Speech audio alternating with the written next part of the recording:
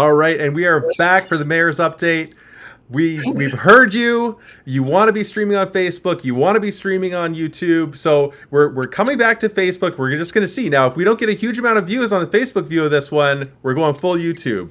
Yeah. So, Mayor Joe, welcome to the show. Welcome back. You're about to go on vacation, but right before you do, you're here to share in this open forum with our entire community all the things that are going on in our amazing city. What's happening? Well, perfect. And first of all, get your questions in early tonight. We've got a lot of stuff to cover. So if you've got questions about anything that's going on, we had the home show last week. It was a full weekend of talking and thousands of people at the Thornton Center. So that was great. We've got coming up so many things with Easter coming up a week from now and the Easter egg hunt from the Kinsman.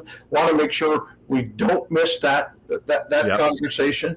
Earth Day is coming up later in April. We want to give you the first shout out about the city cleanup and mayor's cleanup, and that's the first start is on Earth Day, and we'll carry on through the spring from there. But there's already a couple of groups who've reached out to do community cleanups on Earth Day or on Earth Day weekend. So we wanted to make sure that if you're part of the community or your family or your group is taking part, let us know at the mayor's office so that we can count you in, get you trash bags, get you gloves, reward you for doing that cleanup.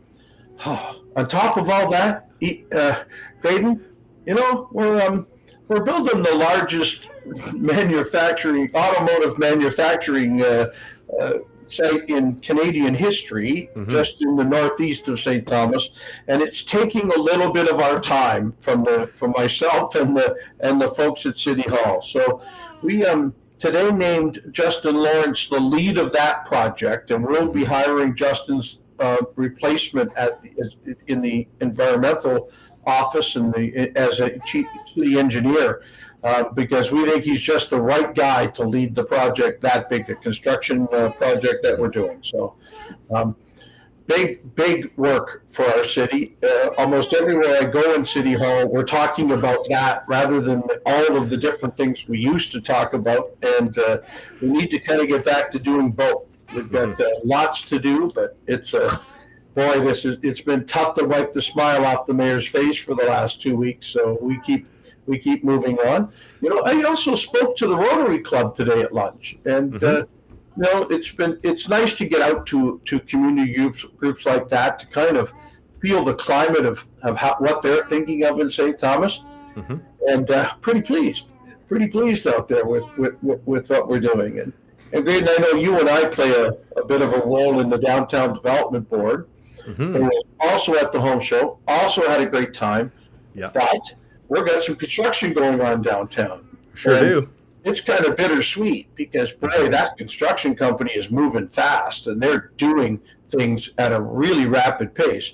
But we do expect to see in the ground some issues when we get down there to pipes and such. Sitting in my office is like the best view in the world, sitting in the mayor's office looking out the window. So Grayden and I were just saying we're probably just going to pull up 2 chairs and a camera and start just watching things out on Talbot Street. But really absolutely pleasantly surprised with the work of many of our downtown merchants reversing their stores to give backdoor access, a way to park in the back parking lots and still have people in. But I'm also really still very pleasantly surprised the number of people walking the sidewalks on Talbot Street.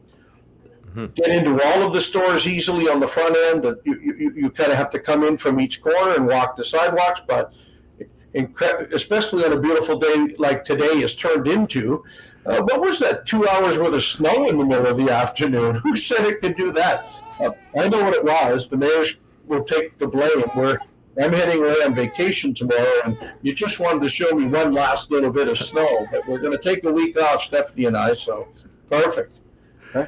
Absolutely. Beth Douglas has a question. She's saying, is the Queen Street project on schedule to be occupied in April? No, it doesn't look like it. Looks like more like May. and perhaps even as late as June 1st. But we're moving along as quickly as we can. All construction projects right now are faced with some supply issues and some manpower issues, but looking good. We're already apparently this week we'll start looking at the occupants. The Indwell will start to look with our team from housing as to who the 45 will be. But that's a good start. We're on our way. It's very, very exciting. And I know you're talking about the new project that's going in that it should house about 65 other individuals. Has there been any movement on that?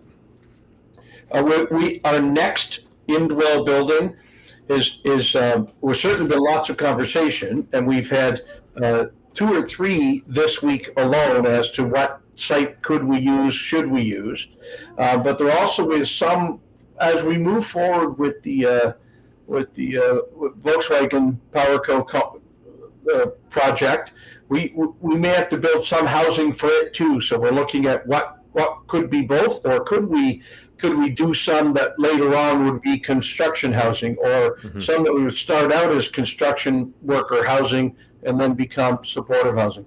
So nothing but long, good conversations with local builders and our funders as to what the next step is. That if we look at even the Queen Street project that was just mentioned by Beth, we had less than the 45 units that will be at Queen Street last night at the shelter. And so that's a very, very good look for us, that moving forward on that build to zero, yes, it won't be the end, but boy, it sure is the beginning of the end on our build to zero. So we'll keep everybody informed as we move closer. Love it. We have a question in from Timothy Hedden. He's asking about your position on the number of residents clamoring for the mayor to grow a handlebar mustache. Yeah, I'm sure at least one has done that, Tim. So, I used to sport a mustache all the time for a long time, for maybe 25 years of my early marriage and kids. And when I shaved it off, everybody said, "You got to grow that back," right? And I didn't, and now I feel strange without it. The other thing I did over the last long time at the cottage was grow in my beard and my mustache a little, and it's bright white. I don't like how it looks because it's not as dark as it used to be. So I think we'll stay this way. Thanks, Tim. Very good. Thanks for answering that question. So, in such a straightforward and transparent manner, Mayor. Earth Day 2023, what are all the details? Well, Earth Day is, of course, coming up. And in a couple of years ago, the province also picked that up as a Let's Clean Up Litter Day. And so we are too.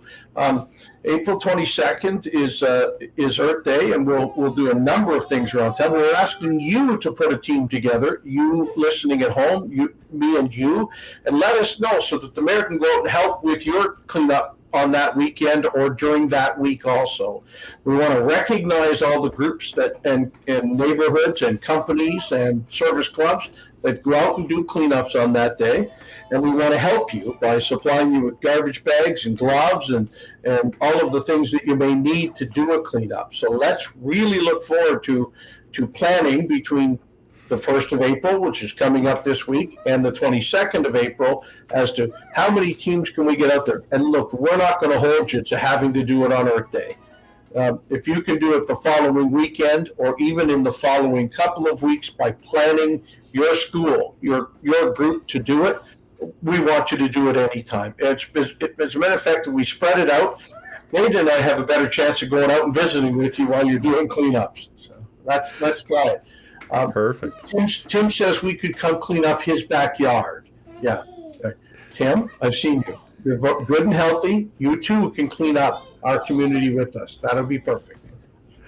All right. And Beth Douglas is saying it looks like there's a lot of things that are happening quickly, but we know there are years in the making to see these projects. Hats off to all the city employees that have worked so hard. Thank you, Beth. It's been a small but mighty team at the city of St. Thomas moving forward on specifically winning the Volkswagen project, and now moving forward trying to put a team together that will be a little bit separate from the city to make that project go pretty quickly. There's a lot of moving parts over there. Certainly right now, just clearing lands, but looking forward to what roads will be, where rail lines will go, how do you bring the servicing into the site. So a lot of great experts in this city, and they're gonna be working, earning their pay over the next couple of years. That's for sure. No doubt. All right. So you might be hearing some noise in the background, and Lily's actually playing here. I'm back home. Lily and Jess, they've caught the cold that's going around here, which is why we're broadcasting from our homes tonight. So I'm hoping Lily actually comes on the show. I'm blocking off my suitcases so you can't see how packed I am or ready to go for a quick 7-day vacation tomorrow with Stephanie and I. So we're looking forward to that too. But I hope Jess and Lily are feeling better. Right? But stay home till you are. That's perfect. I want to give a shout out to our neighbors over in West Lorne as well. There's the Craft Hockeyville. Yes. They're the last Ontario community that are in the running for the $250,000 to help improve their rink. And voting, I believe, starts on the 31st. So go on Facebook. I posted a link. I know, Mayor Joe, you've posted links to share as well. Yes. If you want to vote, go in. Crafthockeyville.ca. Crafthockeyville.ca. That's the main website, but there's other ways to get there, and many people have done Facebook posts. Get on there and vote, and it's one of those things where you can vote many times. So we're expecting everyone in St. Thomas, everyone in Elgin, everyone across Ontario to be voting for West Lorne's Hockey Day. And let's look, there's no better community, no better area of the country. Let's show the rest of the country again what Ontario can do, what this area of Elgin County can do, and let's get those improvements for the West Lorne rink. So please, I think starts May 31st. It ends like April 2nd. There isn't many days. April 1st, I think, even. Yeah. So even if you're a little tired after 3 days of constantly voting, vote some more. It is the right thing to do. Let's do it, please. Yeah. And speaking of our neighbors, there was some great news out of Central Elgin as well. They've hired an interim CAO. Now, you're fairly familiar with this fellow. It's Wendell Graves. Yes. They need an interim CAO, and Wendell is coming back for a little while to help out Central Elgin, and will do a magnificent job helping that new council really continue to run while they hire a new CAO for the community. So you get a little bit of two good worlds, right? And some great old. Did I just call Wendell old? I'm really in trouble. You have to be careful. But great advice from a seasoned veteran while they're looking for a permanent replacement as the CEO. And I thank Wendell for stepping up for that. And I know Mayor Sloan and I talked last night about it, and he's saying the same thing. What a great thing for his new council to have is that type of CAO help at the table while they do the hiring for a new one. Perfect. Absolutely. We have another question about the Aquatic Center. We've talked about this several times. Adam Lang is saying, guys, what are your thoughts on St. Thomas being able to have some kind of aquatic center in the downtown district? I think this would be great for the city, or also a Lisgar type water park for the city that Tillsonburg has. Could this ever be possible, or am I dreaming? No, you're not dreaming. It's possible. But boy, they're expensive to run. There's 2 or 3 municipalities in Ontario this year who, during their budget time, decided to close their pools in the summer. They use them for winter facilities. But look, I don't want to get there. We have a strategic plan out right now. We're working on it on the old one, and it includes the look at a recreation center that includes a pool. Our new strategic plan process has started. We've asked you for your input. If this is one of the things you'd like to see in St. Thomas in the next 5 years or in the next 10, please put it in your review of the strategic plan. Simply go to stthomas.ca and look up the answer to the strategic plan. It's also been on Facebook. Please help us with what this community should be looking at. Now, I'll also say, on the case of a pool, as I said, they're not cheap to build, so we'll be counting on the province and the federal government to be having some infrastructure money for us to be able to tap into to build that type of recreational center. But we're a growing city with great new things happening, and that could easily be one of the things that we can do. Now, am I right in thinking that the city's actually put together a plan for if the funding comes together, so that if the funding's there, Yes. you can just turn on a dime and build it? Is that right? That's what our current strategic plan has asked us to do, and a lot of that work has been done.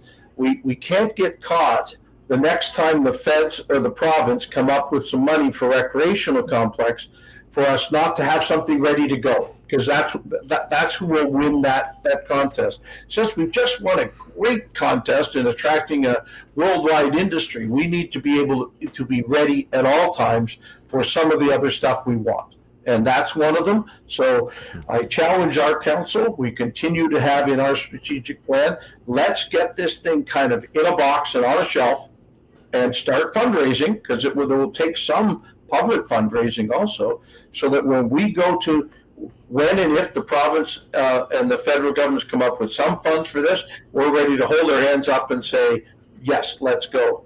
Some of the other things off that strategic plan, Grayden, that are going even as of this week, is our new animal center. Mm-hmm. I know we've been talking about it for a while, and there's a great donation out there from a great team at St. Thomas to make it happen. It's gone out to construction RFP. We're getting the bids in now on, and we expect that to be built through this year. So it's starting. What a great design it is, with a beautiful dog park. For those that don't know where it's located on Southdale Road, right at the corner of Fairview, on what used to be a soccer field. It'll be a beautiful new place for our dogs and cats, our animal control center, and an off-leash park also. So we're starting it now.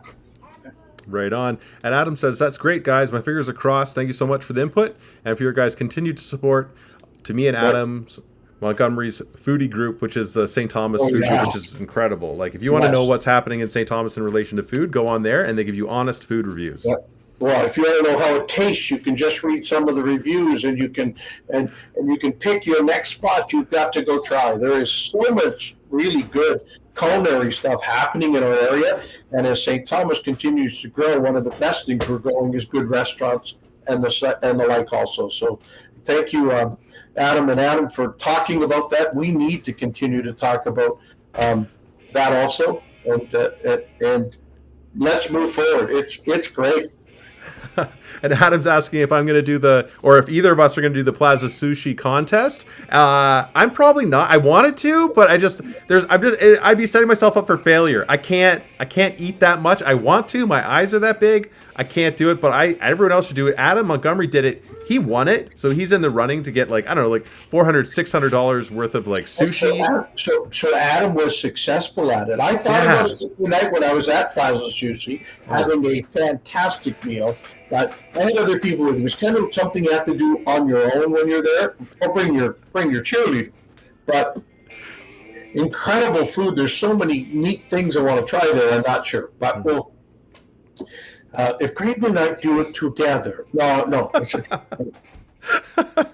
I mean, I'm game. I'm game to try it, but I feel, we'll talk about it for April when it comes up. How about that? I'm a food guy and have been my whole life. I'd hate to do something and not win, so I've got to psych myself up. Let's talk about this in another week.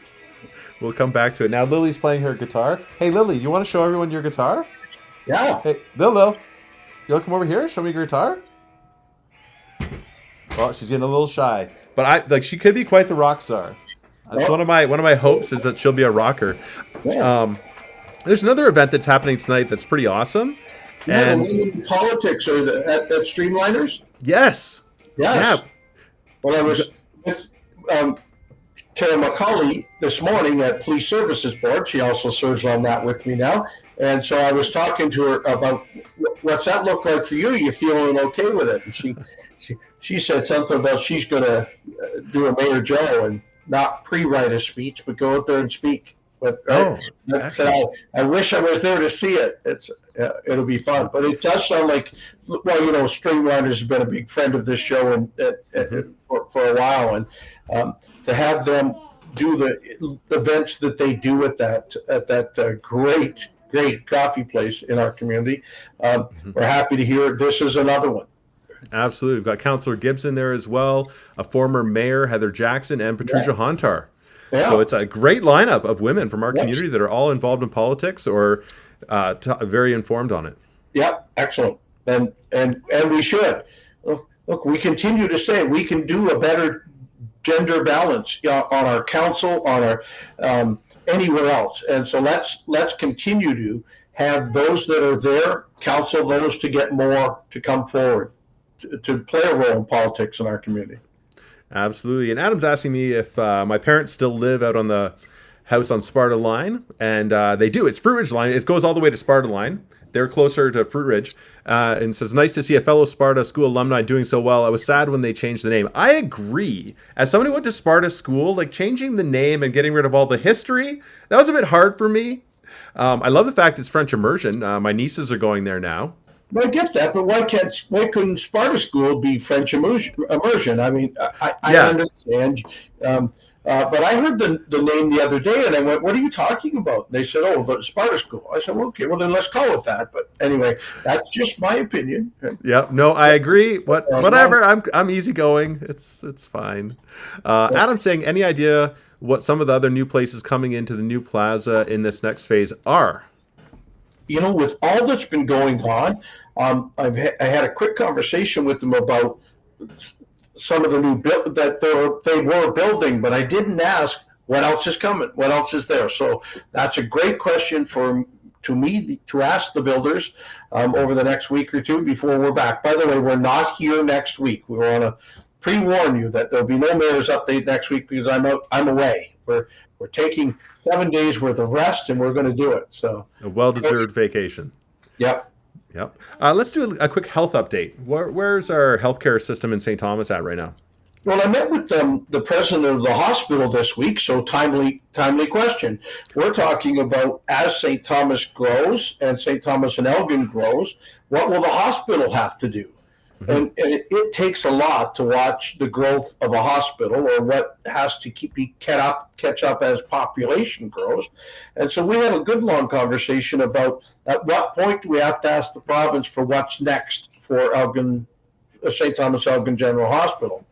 And we know that they have launched their MRI campaign, and a great friend in Jeff York is leading that. So I congratulated him on that, and we can get some better machinery for our hospital. But I think we need to be looking forward to what does the next decade look for healthcare in St. Thomas.